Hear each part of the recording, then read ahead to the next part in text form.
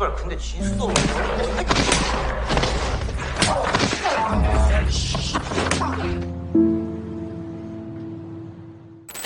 Duwan was a young man who often went jogging at night to stay in shape.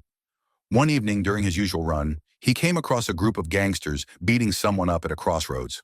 For some reason, his eyes locked onto the gang leader, and something about that face felt familiar. The moment their eyes met, memories from a happier time came rushing back. Memories of an old friend. The story then takes us back several years earlier, when Duwan moved to a small rural town after transferring schools. Sitting quietly in the car, he seemed lost in thought, burdened by something heavy. Even after arriving at his new home, he remained distant and silent. When his coach and a female friend named Ji Woo offered to help unpack, he refused, insisting on doing it alone. Once they left, Do-won lay down, but sleep didn't come easily. His past still haunted him. In Seoul, he had been a promising track athlete, winning several races and standing on the edge of a professional career. But one race changed everything. A sudden fall left him with a severe leg injury. His coach and Ji Woo, who had been in the stands that day, rushed to his aid and took him to physical therapy. Despite their support, the injury crushed him emotionally. Losing his dream of becoming a national athlete, he withdrew from competition and eventually changed schools, hoping to start over. The next morning was his first day at the new school. Because his leg hadn't fully healed, he arrived late and had to climb over the fence, hurting himself again. A teacher caught him and assigned him punishment along with other late students. Fortunately, the teacher, Mr. Sang-bai, showed understanding once he learned Do-won was a transfer student. But the trouble didn't end there. On his first day, Do-won was approached by a student named Chen-ho, who tried to extort money from him. Do-won wasn't the type to give in, and his defiance startled Chen-ho. Moments later, a senior gangster named Han Yong appeared with his crew to collect the money Chen-ho owed him. When Chen-ho couldn't pay, Han Yong beat him in front of everyone. Unable to watch any longer, Do-won stepped forward and challenged Han Yong, trying to stop the fight. Before things escalated, a teacher arrived and broke it up. As punishment, both Do-won and the gangsters were made to run laps around the field. To everyone's surprise, Do-won handled the punishment effortlessly, running with strength and stamina they didn't expect. But the trouble didn't end there. After school, Han Yong was still furious and waited for Do-won outside. The moment Do-won appeared, Han Yong attacked him without warning. Before the fight could go any further, another student stepped in to stop it. His name was Jin-soo. To Do-won's surprise, Jin-soo turned out to be his childhood friend. The two reconnected quickly, sharing memories of their younger days before heading to Do-won's house. There, Jin-soo wandered around, amazed by the number of trophies and medals in the room. He picked one up, impressed by Do-won's past achievements as a runner. But Do-won, still burdened by his failed career, simply told Jin-soo to keep it if he wanted. At that moment, he wasn't ready to talk about why he had given up on being an athlete. The next day at the school storage room, Chen-ho and Sang-il were once again cornered by Han Yong and his gang, who demanded their share of the money. Sang-il began to cry, not from fear, but because of his asthma and heart condition. Chen-ho pleaded for leniency, but Han Yong ignored him and kept being violent. Just as things were about to get worse, Jin-soo appeared and stopped the beating. What no one knew then was that Jin-soo was actually part of the same gang as Han Yong. Moments later, Do-won showed up after hearing from another student that Jin-soo might be in trouble. He didn't yet know about Jin-soo's connection to the gang. Trying to help, Do-won told Jin-soo to protect Chen-ho and Sang-il while he dealt with Han Yong himself. That decision sparked a full fight. Han Yong went after Do-won, and Jin-soo jumped in to defend him, turning it into a brawl between the two former friends and the gang.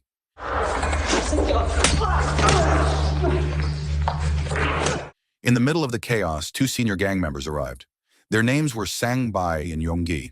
They stopped the fight immediately, scolding everyone for causing disorder among their own ranks. Afterward, Jin-soo explained to Do-won who those two really were. Higher-level thugs connected to a dangerous organization. He told Do-won to forget about it and challenged him to something more familiar, a race like the ones they used to run when they were kids. Chen-ho and Sang-il acted as referees, and despite his injured leg, Do-won won the race.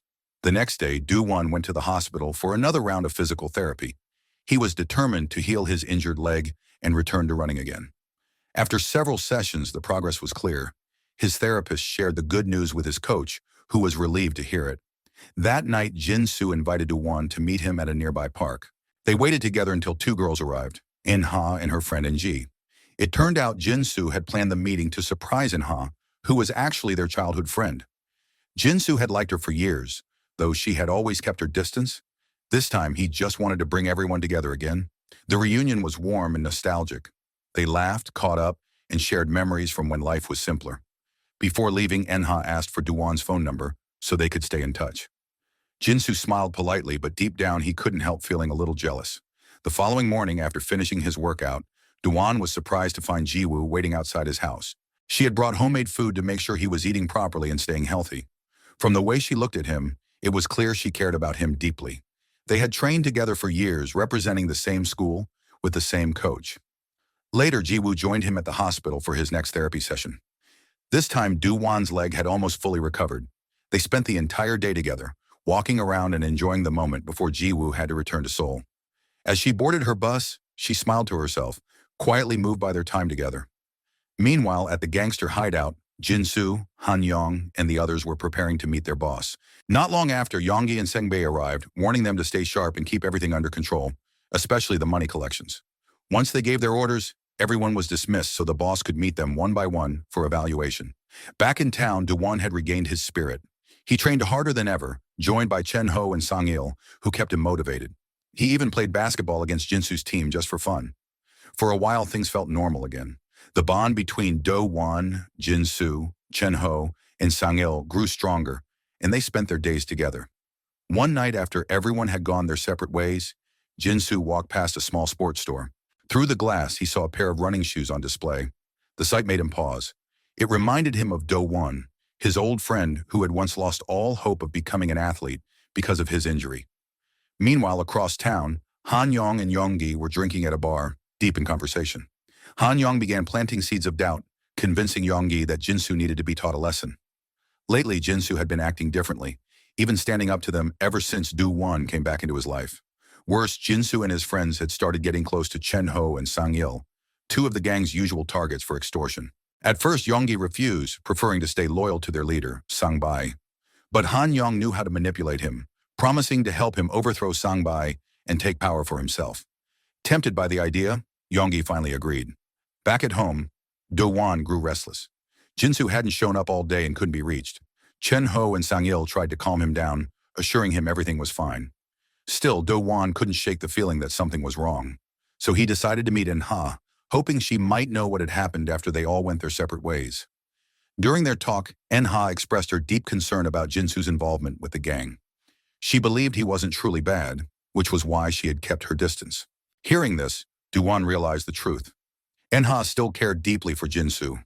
Her worry made it obvious. Do-won had promised to help Jinsu win her heart, and that was exactly what he intended to do. Neither of them noticed that from a distance, Han-young had been watching. Hidden in the shadows, he snapped photos of their meeting, ready to twist the story for his own gain. Later that night, at a karaoke bar that doubled as the gang's headquarters, Jinsu and the others gathered to await their boss. When Sang-bai arrived, everyone stood in silence. Yonggi soon called Jinsu forward for a private meeting with the boss. After their talk, Jinsu stepped out, only to find Han-young waiting for him. Han-young began spreading lies, claiming that Do-won had betrayed him. He said En-ha had gone out with Do-won behind his back, and that the two had kissed. Jinsu didn't believe it at first, but Han-young wasn't finished.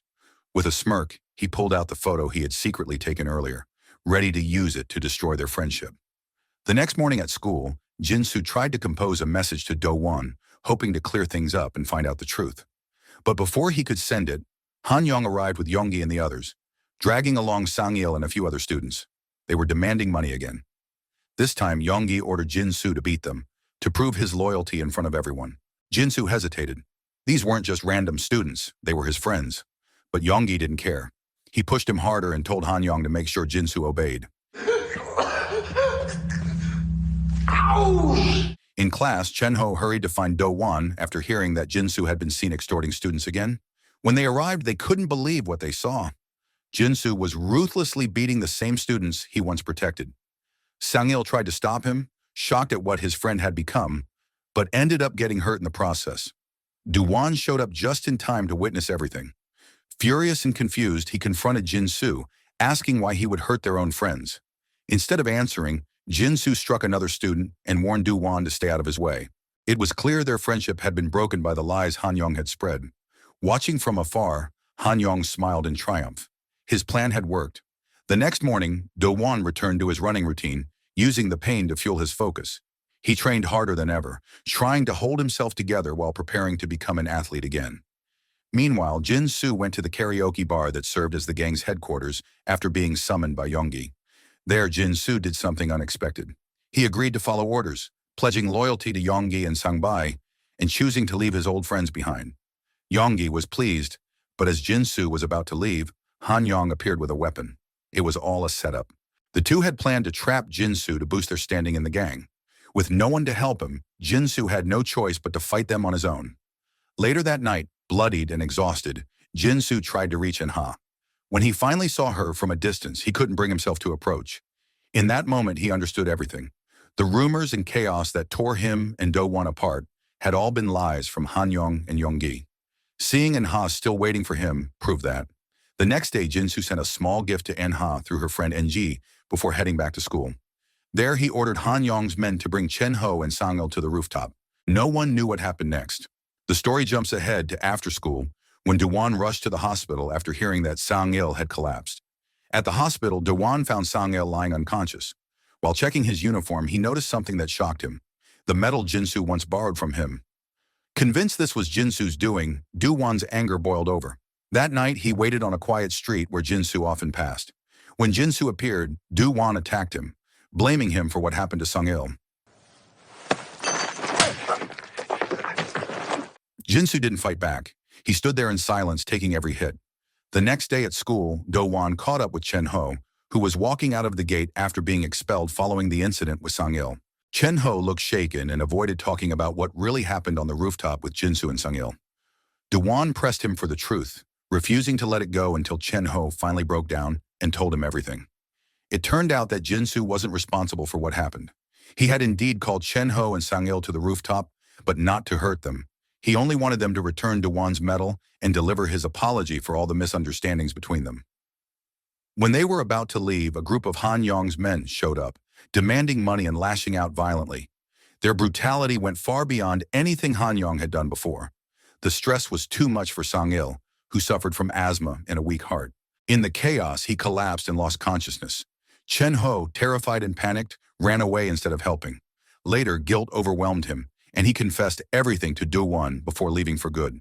Enraged, Do-won tracked down Han Yong's men and forced them to admit the truth.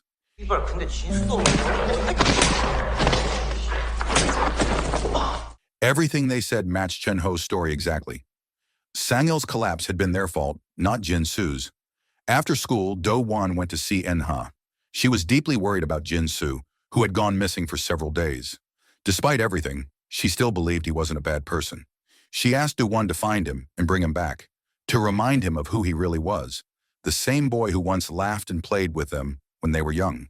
Do-won admitted that his friendship with Jin Soo had fallen apart because of Han Yong's manipulation. But In-ha stayed firm. She told him that Jin Soo still had good in him and trusted that Do-won was the only one who could reach him. When Do-won returned home, he was greeted by Ji-woo and his coach. They had good news. Do-won had been accepted back into his old school in Seoul and could finally continue his journey as an athlete. That night, they planned to celebrate with dinner before packing up for the move. Before leaving, Ji-woo handed him a gift, a pair of running shoes from someone who wanted him to have them. The moment Do-won saw them, he knew. They were the same shoes Jin Soo had admired days before. Instead of packing his things for Seoul, Do-won changed his clothes and set out to find Jin Soo. He searched everywhere until he finally crossed paths with Han Yong. When he asked about Jin Soo's whereabouts, Han Yong responded with punches, but Do-won didn't fight back. He begged for the truth, desperate to know where his friend was. Moved by his persistence, Han Yong finally gave him an address. Do-won followed it straight to an old karaoke building, one he recognized as the gang's main hideout. At first, he wasn't sure if Jin Soo was really there, but the sounds and chaos inside told him something was happening. He went in quietly, slipping through the dark corridors. Along the way, he found several of Sangbei's men already down, defeated and unconscious. Up on the rooftop, Jin Soo was fighting off the remaining gang members, trying to put an end to everything once and for all. He wanted to destroy what the gang had become, to make sure no one else got hurt. Just as he was cornered, Do-won arrived and jumped in to save him. Together, they fought side by side one last time, just like they did in their youth. When the police sirens began echoing in the distance, they realized time was running out. They ran together through the narrow streets, but Jin Soo suddenly stopped. He turned back and gave himself up, allowing Do-won to escape. He knew that Do-won had nothing to do with any of this and didn't deserve to go down for his mistakes. Do-won ran as fast as he could, his body moving on instinct, his heart heavy with pain. His friend had sacrificed everything to protect him. Time passed. The story circles back to where it began, to that quiet night when Do-won encountered a familiar face at the crossroads. The man standing across from him was Jin-soo, no longer a fugitive, but the new leader of the gang. They didn't speak a word. Their eyes said the weight of a friendship that had endured through pain. Jin-soo walked away into the night, leaving behind a life he had chosen for himself, and Do-won returned to what he did best. He ran. So the moral of the story is always run faster than your problems. It works surprisingly well.